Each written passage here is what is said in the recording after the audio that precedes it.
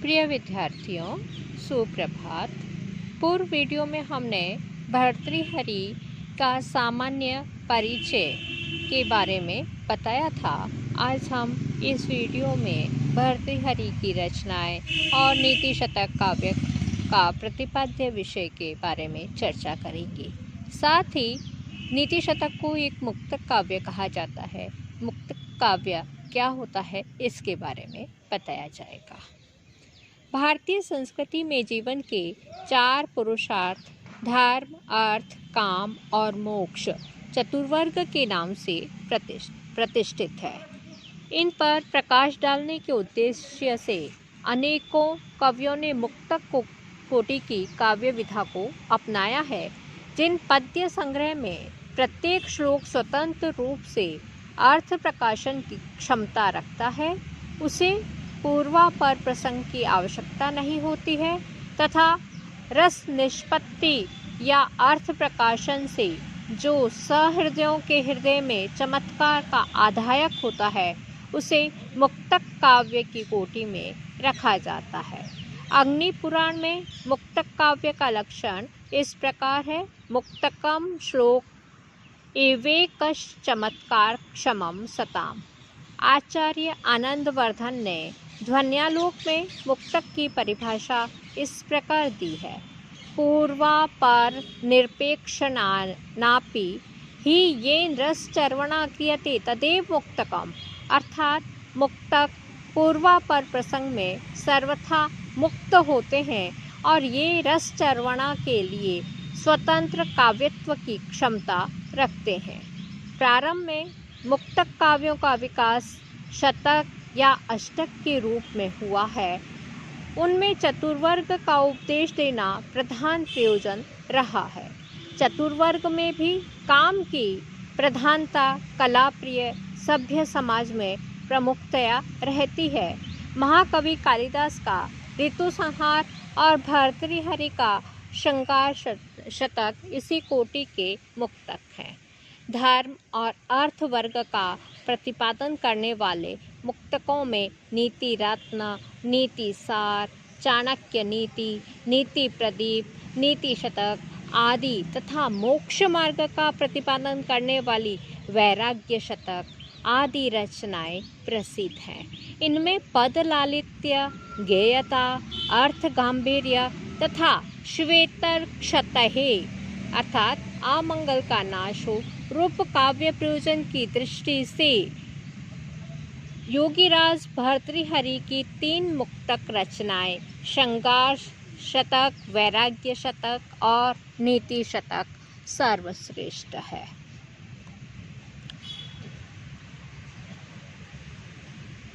नीति शतक में लोकानुभव पर आधारित व्यवहारिक उपदेशों का प्रतिपादन हुआ है। श्रृंगार शतक में जीवन की श्रृंगारमयी प्रवृत्तियों का वर्णन शालीनता के साथ किया गया है। इसमें यौवन, रमणियों के विलास, आलिंगन आदि चेष्टाओं के वर्णन के साथ गंगा तट पर निर्मित पर्णकुटा की स्मृति का उल्लेख हुआ है तथा भोग विलास को मायात्मक व्यापार बताकर अंत में शिवानंद की सर्वोच्चता का प्रतिपादन किया गया है। श्रृंगार शतक में शैलीगत तार्किकता, रस निष्पत्ति की सहजता, वैदर्भी रीति की मधुरता एवं छंदों की गेयता भर्तृहरि के कवित्व की प्रौढ़ता को स्वतः व्यक्त करती है।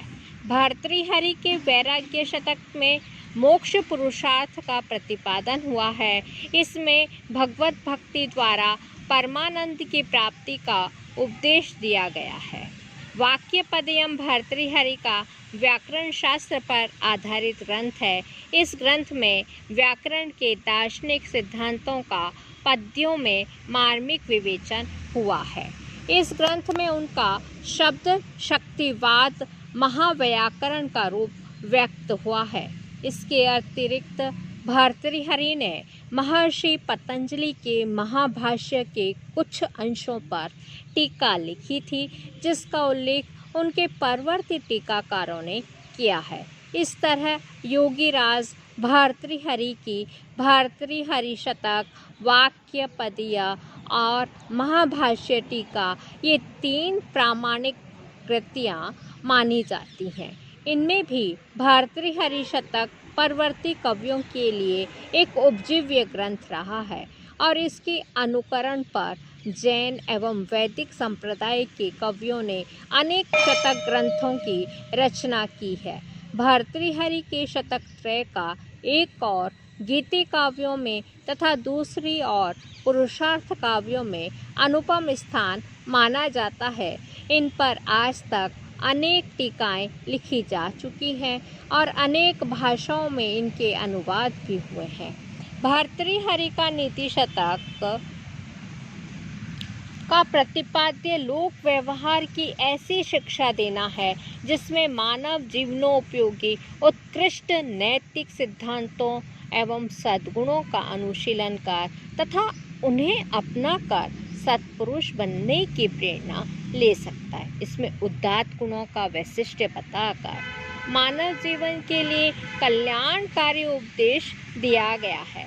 नीति शतक के श्लोकों में सद्गुणों की महिमा, नीच जनों की दुष्टता, मूर्खों की जड़ता, विद्या की महिमा, चाटुकारों की पिशुनता, विवेकहीन पुरुषों की अधोगति, धन, भाग्य एवं महापुरुषों की महिमा, आत्मगौरव एवं परोपकार परायणता का निर्देश, सत्पुरुषों का असीधारा व्रत तथा मानव कल्याण के सर्वमान्य मार्ग आदि विविध विषयों का प्रभावोत्पादक चित्रण किया गया है। उन्होंने दैनिक जीवन के प्रत्यक्ष सत्य का नीति शतक में हृदयग्राही वर्णन किया है और एक समाज सुधारक की तरह मानव कल्याण का उद्घोष किया है।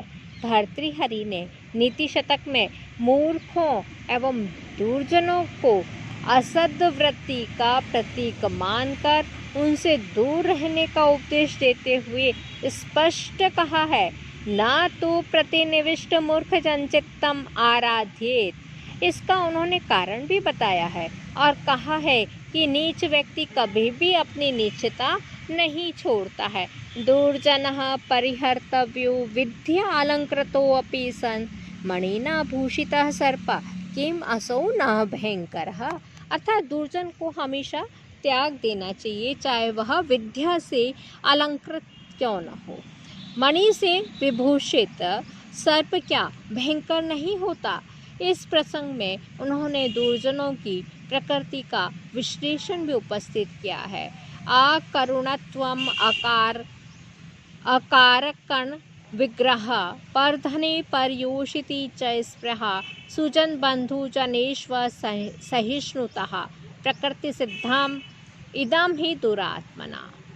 भर्तृहरि ने सत्पुरुष की विभिन्न विशेषताओं का मनोवैज्ञानिक चित्रण किया है।